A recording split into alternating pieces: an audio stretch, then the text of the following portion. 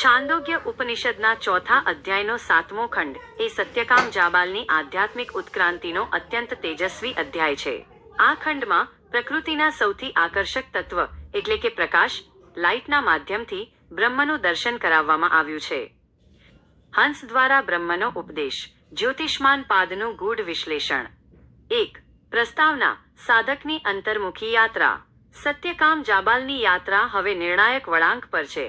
તેણે અત્યાર સુધીમાં 2 મુખ્ય પાઠ શીખ્યા છે. 1. પ્રકાશવાન પાદ, દિશાઓ, જેણે તેને બ્રહ્માંડના વિસ્તારની સમજ આપી. 2.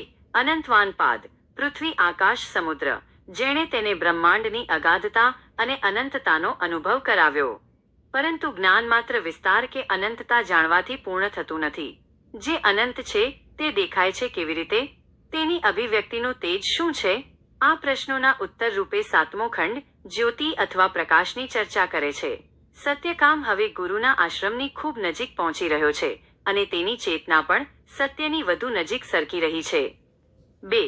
હંસનું પ્રતીક અને સૂર્ય સાથેનો સંબંધ. ત્રીજા દિવસે જ્યારે સાંજ પડી ત્યારે સત્યકામે ગાયોને વિશ્રામ આપ્યો અને અગ્નિ પ્રજ્વલિત કર્યો. તે સમયે આકાશમાંથી એક હંસ ઉડતો આવ્યો. હંસ કેમ?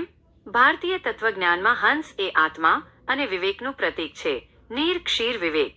તે ઉચ્ચ આકાશમાં ઉડે છે, તેથી તે સૂર્ય અને બ્રહ્માંડની દિવ્યતાનું પ્રતિનિધિત્વ કરે છે. ઉપનિષદમાં સૂર્યને પણ ઘણીવાર હંસ કહેવામાં આવે છે. હંસનું આગમન એ સૂચવે છે કે હવે સત્યકામની બુદ્ધિ એટલી નિર્મળ થઈ ગઈ છે કે તે પ્રકાશના ગૂઢ રહસ્યો સમજી શકે તેમ છે. 3. જ્યોતિષ્માન પાદનું વિસ્તૃત નિરૂપણ. હંસે જે જ્ઞાન આપ્યું તેને જ્યોતિષ્માન કહેવામાં આવે છે. જ્યોતિષ્માન એટલે જે તેજથી ભરેલું છે, જે સ્વયં પ્રકાશિત છે. આ પાદની 4 કલાઓ, ચતુષ્કલા નીચે મુજબ છે. અગ્નિ. પ્રથમ કલા. અગ્નિ એ પૃથ્વી પરનો જ્યોતિ છે. તે અંધકારનો નાશ કરે છે અને ભૌતિક જગતમાં ઉર્જાનો સ્ત્રોત છે. યજ્ઞમાં અગ્નિ દ્વારા જ દેવતાઓ સુધી આહુતિ પહોંચે છે. સત્યકામ જે અગ્નિની સામે બેઠો હતો તે જ અગ્નિ બ્રહ્મની પ્રથમ જ્યોતિર્મય કલા છે. બી. સૂર્ય - દ્વિતીય કલા. સૂર્ય એ આખા બ્રહ્માંડનો આત્મા છે. સૂર્ય આત્મા જગતસ્તસ્થુષશ્ચ. સૂર્ય વગર જીવન અશક્ય છે. તે અગ્નિનું સૌથી પ્રચંડ અને દિવ્ય સ્વરૂપ છે. હંસે સમજાવ્યું કે જે સૂર્ય આકાશમાં તપે છે તે બ્રહ્મની જ બીજી તેજસ્વી કલા છે. ક્યુ. ચંદ્ર - તૃતીય કલા. સૂર્ય પ્રખર તેજ આપે છે, જ્યારે ચંદ્ર શીતળ પ્રકાશ આપે છે. ચંદ્ર એ મનનો દેવતા છે. રાત્રિના અંધકારમાં જે સૌમ્ય જ્યોતિ પૃથ્વીને નવડાવે છે તે પણ તેજ પરમાત્માનો એક અંશ છે. તે શાંતિ અને આનંદનું પ્રતીક છે. વિદ્યુત વીજળી. ચતુર્થ કલા. વીજળી એક ક્ષણિક પણ અત્યંત શક્તિશાળી પ્રકાશ છે. તે વાદળોના ગડગડાટ વચ્ચે ચમકે છે. તે બ્રહ્મની એ શક્તિનું પ્રતીક છે જે અચાનક જ્ઞાનના ચમકારા રૂપે સાધકના હૃદયમાં પ્રગટે છે. 4.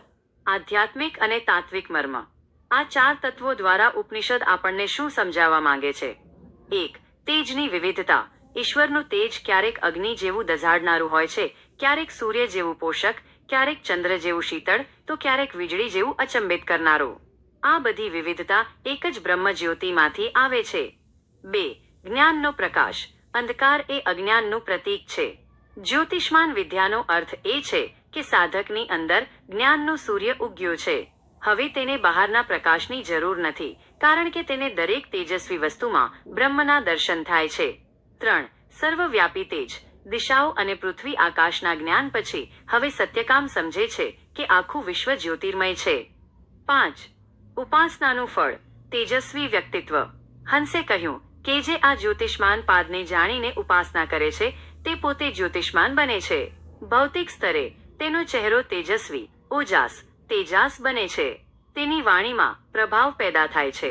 આધ્યાત્મિક સ્તરે તે મૃત્યુ પછી અર્ચિમાર્ગ, પ્રકાશના માર્ગ દ્વારા ઉચ્ચ ગતિ પ્રાપ્ત કરે છે. તેને ક્યારેય મોહનો અંધકાર ઘેરી શકતો નથી. 6. આધુનિક જીવનમાં પ્રસ્તુતતા.